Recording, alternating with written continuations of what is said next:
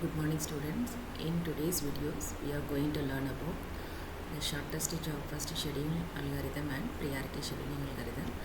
In the SJF scheduling, CPU first alerts its the resources to the process who has the least burst time. So SJF has the least average waiting time. So this is because all the heavy processes are executed at last. So because of this reason, all the very small and the small processes are executed first and prevent the starvation of small processes. So it is used as the measure of the time to do each activity. If the shortest process continue to be produced, hunger might resolve. So the idea of aging can be used to overcome this issue. So the shortest job can be executed as preemptive and also not preemptive way also. So the advantages of SJF is used because it has the least average waiting time than the other CPU scheduling algorithm. And SJF can be termed or can be called as long-term CPU scheduling algorithm. And the disadvantages of the SJF is the starvation. So starvation is one of the negative traits SJF scheduling algorithm. Often it becomes difficult to forecast how long the next CPU request will take. So these are the disadvantages of SJF algorithm.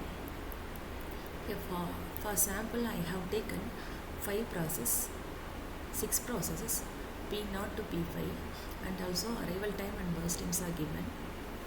Here, as I told, in the SJF algorithm, so process that will be CPU that will execute the process based on the burst time. Here in these 6 process P2 has the least burst time, so it will execute first, followed by P0 has the next least burst time. In this way the process will be executed by the CPU. So in this example, so P2 the arrival time of P2 is 0, so the completion time the burst time is 2.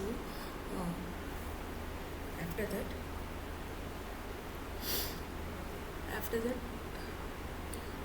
P0 will be executed. So the arrival time of P0 is 0.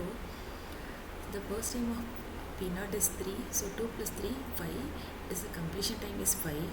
So this 5 is taken as the arrival time for P4.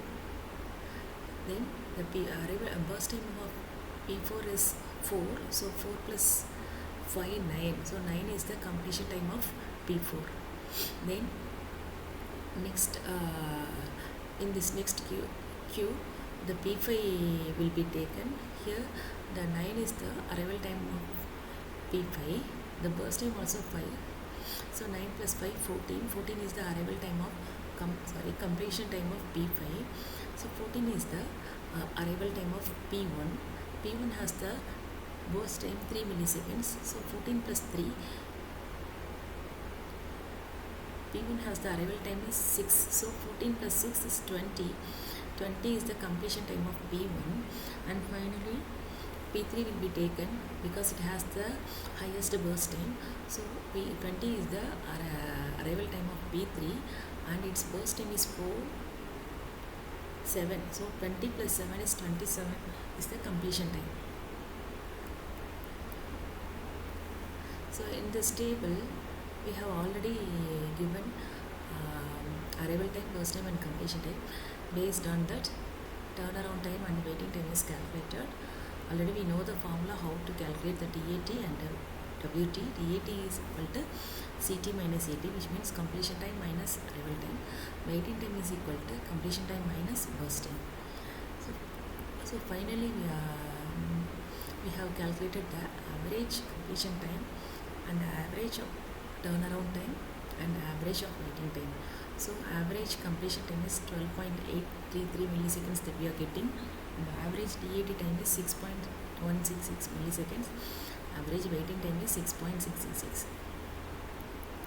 In the next scheduling is priority CPU scheduling.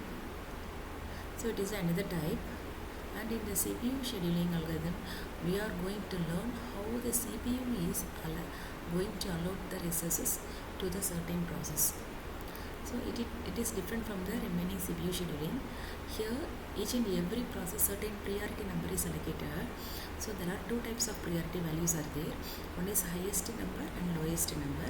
So highest number is considered as the highest priority and lowest number is considered as lowest priority. But in some cases lowest number will be treated as the highest priority and highest number will be treated as the lowest priority. So in this example we have taken 6 processes and arrival time and burst times are given and also priority values are given. Here in this problem process P3 has the highest priority because that it has the least number 0. 0 will be taken as the highest priority in this machine. So in the order it will be executed. First one is P3, second one is P5, next one is P4, next one is P2, next one is P1. In this order the process will be executed by the CPU.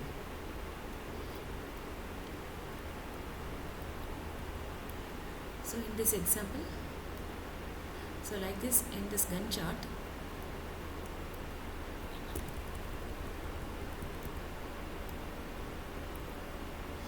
in this Gantt chart